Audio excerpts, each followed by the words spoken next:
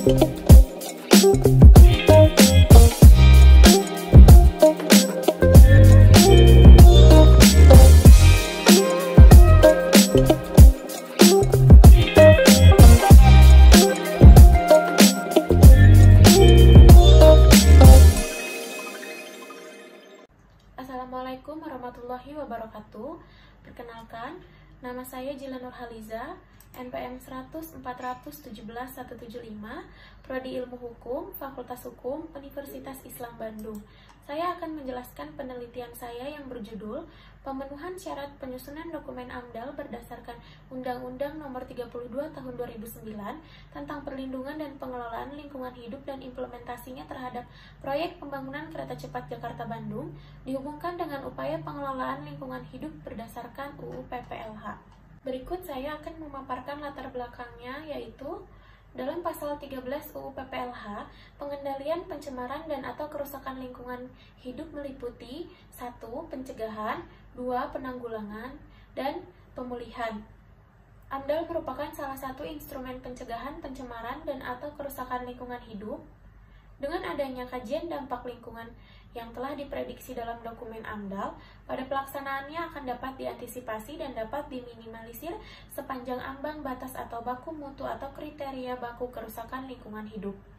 Syarat penyusunan dokumen AMDAL yang harus dipenuhi menurut pasal 25 UU PPLH adalah pengkajian mengenai dampak, evaluasi kegiatan di sekitar lokasi, saran masukan serta tanggapan masyarakat, perakiraan terhadap besaran dampak, serta sifat penting dampak yang terjadi, evaluasi secara holistik terhadap dampak yang terjadi untuk menentukan kelayakan atau ketidaklayakan lingkungan hidup, rencana pengelolaan, dan pemantauan lingkungan hidup.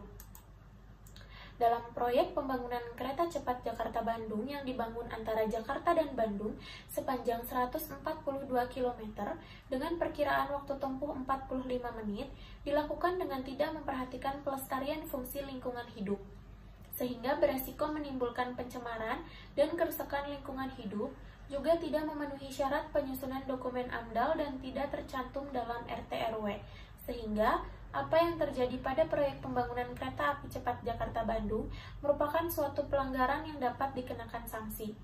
AMDAL merupakan prasyarat wajib untuk mendapatkan izin usaha dan atau kegiatan. Namun dalam proyek kereta api cepat Jakarta-Bandung ini sudah jelas terdapat adanya kesenjangan, yaitu dengan tidak terpenuhinya persyaratan AMDAL terhadap kelayakan lingkungan, bahkan terdapat indikasi bahwa izin AMDAL dilakukan tetapi tidak sesuai dengan yang diatur di dalam UU PPLH. Berdasarkan latar belakang yang telah diuraikan, maka perumusan masalah dalam penelitian ini adalah sebagai berikut. Pertama, bagaimana pemenuhan syarat penyusunan dokumen AMDAL berdasarkan UU PPLH dihubungkan dengan upaya pengelolaan lingkungan hidup. Yang kedua, bagaimana implementasi pemenuhan syarat penyusunan dokumen AMDAL dihubungkan dengan upaya pengelolaan lingkungan hidup terhadap proyek pembangunan kereta cepat Jakarta-Bandung. Selanjutnya, tujuan dalam penelitian ini diuraikan dalam pokok-pokok sebagai berikut. Yang pertama, untuk memahami pemenuhan syarat penyusunan dokumen AMDAL berdasarkan UU PPLH dihubungkan dengan upaya pengelolaan lingkungan hidup. Yang kedua, untuk memahami implementasi pemenuhan syarat penyusunan dokumen AMDAL dihubungkan dengan upaya pengelolaan lingkungan hidup terhadap proyek pembangunan kereta cepat Jakarta-Bandung. Hasil penelitian dan pembahasan, penyusunan dokumen AMDAL proyek pembangunan kereta cepat Jakarta-Bandung dilakukan dalam waktu yang cukup singkat, yang menurut para ahli, pembangunan kereta cepat ini telah mengesampingkan pengelolaan dan perlindungan lingkungan hidup, serta mengabaikan amanat dari Undang-Undang Nomor 32 Tahun 2009 tentang Perlindungan dan Pengelolaan Lingkungan Hidup.